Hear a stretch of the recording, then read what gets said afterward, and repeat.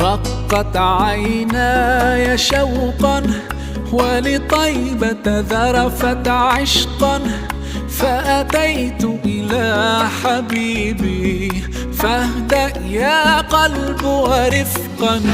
صلي على محمد. السلام